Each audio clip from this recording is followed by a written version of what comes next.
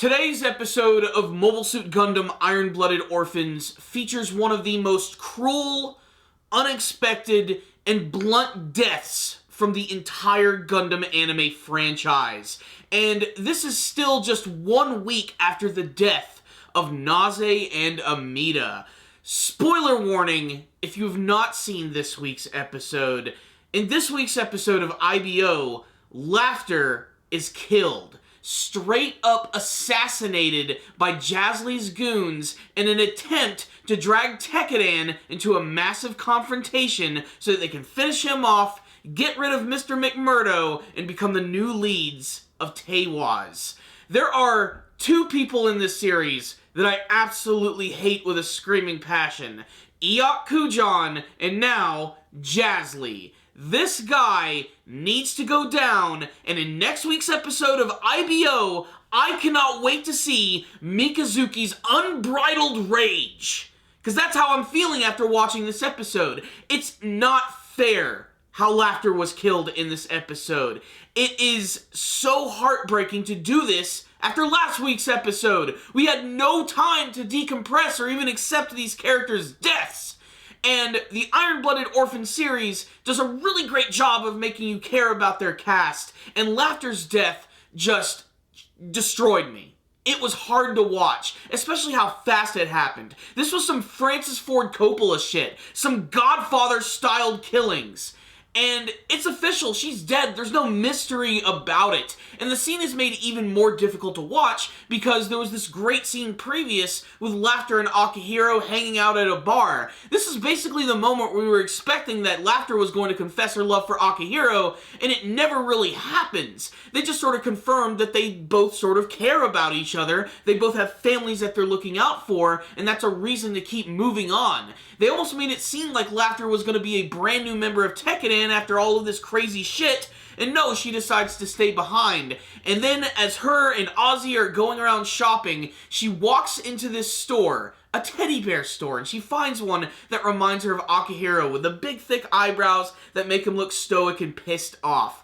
She decides she's going to get it. Hard cut to a guy outside the store who fucking puts a couple of caps right into her head. Boom! That's it! That scene, along with the rest of the episode, is really hard to watch. This is like the lowest point we've seen Tekkadan at. I mean, hell, throughout the entire episode, this has got to be the most depressed that we have ever seen Orga. He cannot get over the death of Naze, not to mention he's worried about everything that's going on with this Jaslie situation. He's getting cold stares from Mikazuki, who's disapproving of the things that he is doing, thinking of the company and not just going on and going all berserker on people. Not only that, but he's afraid that he's not even going to be useful to McGillis anymore. He's officially been cut down. But by the end of the episode, when Laughter has been assassinated, it has forced his hand, and he gives Mikazuki the order to completely destroy these guys, down to the very last bit.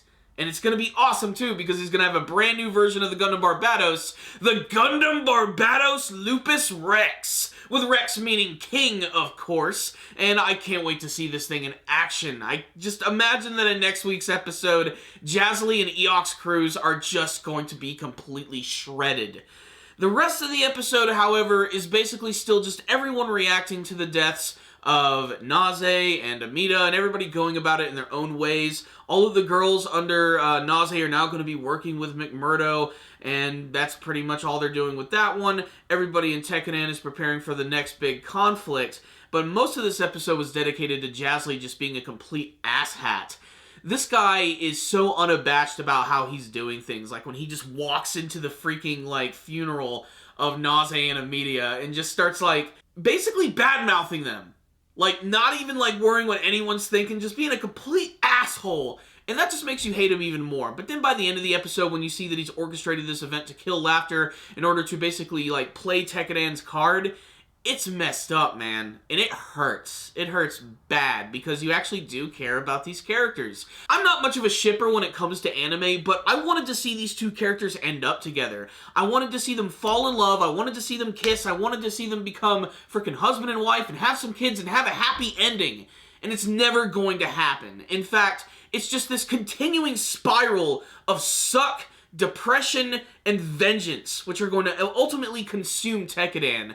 You know, Akihiro's not taking this well. He's doing what he does best, which is being really pissed off, working out all of the time, and basically getting pumped up for this next big battle. Space Guts cannot catch a freaking break. He can't catch it in Berserk, and he can't catch it in Iron-Blooded Orphans either. And man, it is just so hard to watch, because I don't know if there's any coming back after this. Like, this is going to be a big turning point for the rest of the series, and a big conflict with Jasley, who, man, I hope that guy goes down hard. I really hope both he and Eok go out in, like, this extreme blaze of just extreme epicness. But we're going to have to wait and see. We still have a couple more episodes to go, and who knows what they're going to bring to the table, especially because McGillis is also going to be involved in this upcoming conflict, even though he's also a member of Gjallarhorn as well. It's just, man, just stay glued to your seats, guys. The next couple episodes, as we get closer to the end of the second season, are just going to blow our minds. So, what's the rundown on this week's episode of Iron-Blooded Orphans? Just the unexpected death of Laughter. There was a little bit of a flag for it, the fact that both her and Ozzy were shopping and she decided to go away for a second, but I thought this was just another excuse to show us how she was missing Akihiro, and like, her death just happened so fast. Like, you see this guy walking by the window, she looks up, boom, she's gone. Just, there's no time to process it, and it's just so intense, and that's really the best way to describe all of Iron-Blooded Orphans, is just the intensity of it, the bluntness of it, the fact that it's not afraid to kill off the characters, and this wasn't like a typical Gundam death either. It's not too often we get ones like this. It's always stuff that you see in the mobile suits. It's always big explosions and shit. So to see something like this that's so grounded in reality is just shocking. These are like some kick-ass mobile suit warriors, but out of their suits, they're just as vulnerable as everyone else. It's reminded me that this series does a really great job of characterization and making you care about the cast just as much as all of the cool robot battles that are going on, which is definitely the best thing, I think, about this series. So, what was supposed to be an episode where you could decompress after last week's episode ended up turning into something that was, in many ways, even more heartbreaking, more personal. And I think that's what made this just such a solid episode of Iron-Blooded Orphans. Not to mention the teasing for the brand new mobile suit. Next week's episode seems like it's going to be pretty action-packed. Not to mention there's one scene that probably is the only scene in the episode that actually feels kind of funny, when both Mikazuki and Atra are talking about the concept of having children with one another, and Atra just can't even, like, process any of that. When Mikazuki's kind of okay with having a baby with her, she basically just sort of breaks down and basically turns Hush Mitty into her personal bitch, where he's basically going to do all of the work from that point on, which, man, I'm still waiting for Hush Mitty to become, like, a really important character, but for the most part, he's just a new background character that they seem to have forgotten about. You know, I honestly thought he was going to be a lot more important in this series. I don't know, maybe there's some sort of parallel with him that he's like a more human version of Mikazuki or something like that. I don't know.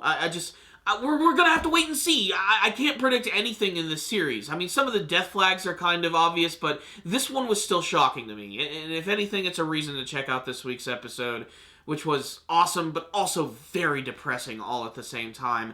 But I cannot wait to see Tekkadan get their revenge in next week's episode, and should they even want revenge? Is this whole revenge thing just going to make things worse? I mean, that's a big concept of just about every other Gundam anime. I mean, war is hell after all, but then again, this is a series based around it and seeing the horrors of it. So we'll get to see all of that manifest in next week's episode. I'm giving this one a 5 out of 5. So shocking, so stark. Check it out, Gundam fans. I loved it, and it depressed the hell out of me. But I want to hear your thoughts about it. Did you like this week's episode? Did you not like this week's episode? Were you shocked by the death of Laughter? The assassination of Akihiro's lady? What do you want to see from the rest of Iron-Blooded Orphans? Please tell me in the comments section below. Thank you guys for watching this review. Make sure to subscribe for all of the latest Gundam anime reviews, as well as reviews on a lot of other different anime and manga series. Please leave me a comment or two. I would love to interact with you guys, especially talking about this episode, especially hearing your thoughts about it. And if you like this video, please give it a thumbs up. It's really easy to do, and it's one of the best ways to support our videos. I will see you guys next time. And as always, stay dandy, baby!